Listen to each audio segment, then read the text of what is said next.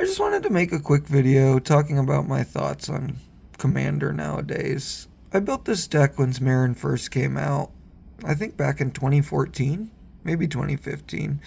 And Commander's changed a lot since then. This was my first deck that I was ever proud of, and I don't play it much anymore, but I also haven't had the heart to take it apart.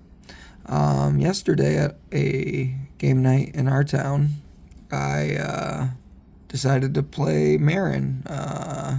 I brought out all my commanders and let everyone choose who they wanted me to play, and Marin got selected. I was really excited once it happened because I thought Marin was pretty good back in the day, and there's definitely a lot of strong cards in it. And you will see a few new cards as I go through my deck list here, just kind of scroll through the cards that I switched out just because I wanted to use some of the cards in other decks, but most of them I haven't even cast before after switching because I don't play this deck anymore. But we weren't even playing that strong of pods. One of my friends was playing the new Raccoon Commander deck from Bloomborough. And then we had someone playing Mr. House, a custom built one. And it was just a little 3-pod for that game. And you'll see a bunch of powerful cards in this deck. This was one of the new cards. But it just doesn't have the synergy of modern Commander. And it got me doing some thinking about how the format has changed so much over the years. When I built this deck, I would play it after an FNM. We would all have grinded, maybe split a top 4 at 12 o'clock, and no one had anything to do afterwards, so we'd just play a game of Commander. We didn't care how long it lasted, and you definitely wanted a long game of Commander if you'd got knocked out of the tournament early and got into one of the first Commander pods. So yeah, it just played differently back then. It was a slower game. A lot of people were just slamming on board, looking to make big explosive plays like I know Avatar was going to be a lot cheaper, but an 8-drop on turn 8. That was Commander. And yeah, I just played against some pretty basic Commander decks. I'd say that they're 7s. I know that that's a joke that everything's a 7. But it was a Precon and Mr. House of all things. He's good, but he's not the greatest. And even with a pile of individually very strong cards, I would say, in this deck, it didn't stand a chance. Commander's a different game than it used to be, and I think a lot of that comes from the fact that we used to play Commander to just waste some time.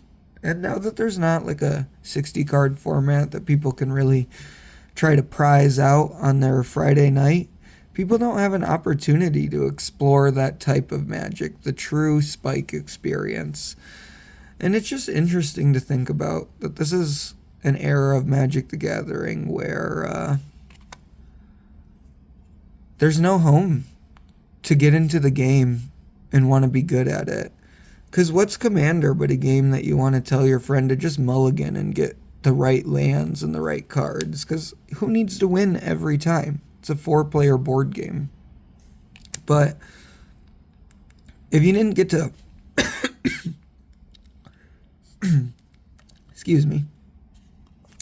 If you didn't get to grind tournaments, back in 2016, what do you do to explore that type of gameplay line, to look for your opportunity to be the Spike that wants to win games and preferably prize out at an FNM, get some cards for their collection to add to their Commander deck? So yeah, I think this deck has a lot of good cards in it, but I mean, there's a great one right there. And this is a card I've never even cast because I just switched something out that I wanted to play. But it's interesting to think about how much Commander's changed nowadays.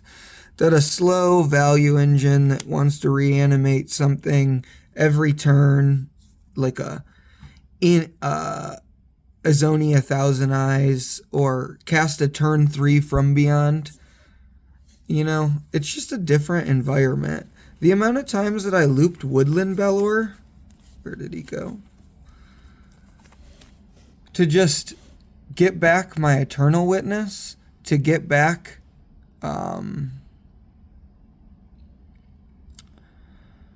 my kill spell was all the time. Oh, cool, I got a Woodland Bellower. I can search for an Eternal Witness from my deck. Then I can get my kill spell back. And it was just very draw, go, battle cruiser magic. I won so many games with Gerard, just sacking a creature that had a huge butt over and over again to clear the board. And yeah, I don't think Magic or Commander specifically is in a place anymore where you look to just end the games sacking your Vorinclex to Gerard and reanimating him on turn 12, you know. That is definitely powerful in Commander still today.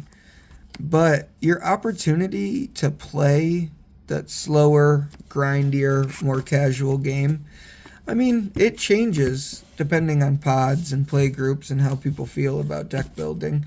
But the arms race is real.